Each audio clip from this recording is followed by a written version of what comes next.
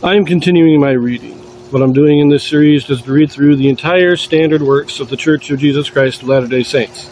This consists of the Bible, the Book of Mormon, the Doctrine and Covenants, and the Pearl of Great Price.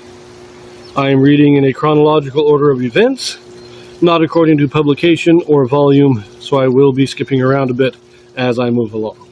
So now we read Daniel chapter 12. We're going to finish out his great vision here. Daniel's had a couple of visions. This is the longest one. So here we go, chapter 12. Now remember, before we read this, that in the last chapter, chapter 11, we read a lot about the king of the north and the king of the south and another king coming out of the west. It all seems to be the time between Alexander the Great and the coming of Christ. Possibly to the end of the Roman Empire, quite honestly, but it's all this time period that is what it seems to be talking about. We're not positive this is just some speculation, but it seems to be talking about that time period so far. So, keeping that in mind, let us read chapter 12.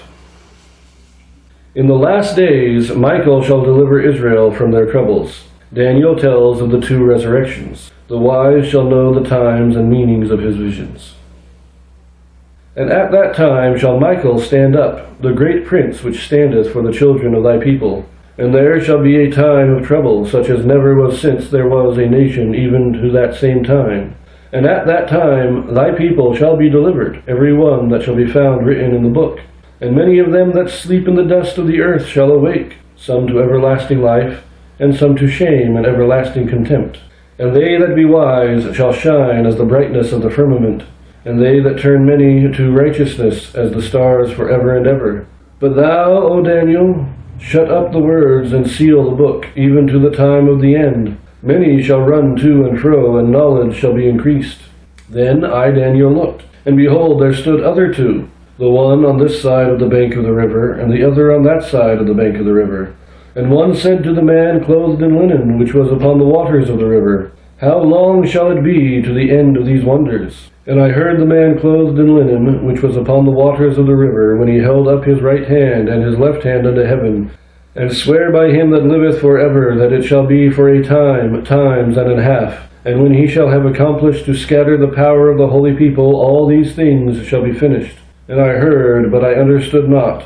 Then said I, O Lord, what shall be the end of these things? And he said, Go thy way, Daniel, for the words are closed up and sealed till the time of the end. Many shall be purified and made white and tried, but the wicked shall do wickedly, and none of the wicked shall understand, but the wise shall understand. And from the time that the daily sacrifice shall be taken away, and the abomination that maketh desolate set up, there shall be 1,290 days. Blessed is he that waiteth and cometh to the 1,330 days. But go thou thy way till the end be, for thou shalt rest and stand in thy lot at the end of the days. 1,290 days, and it says that from the time that the abomination that maketh desolate is set up.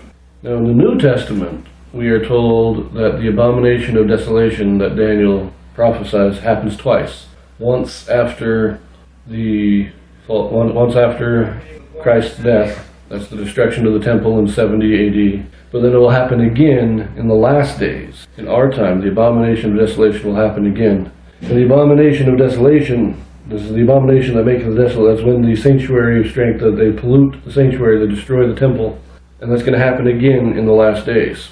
But 1,290 days. If we count this again, as I've said in other videos, as counted as years instead of days, and we take it to be from the time of the destruction of the temple, which is when the desolation that makes the abomination that maketh desolate. So that would be 1,360, 1360.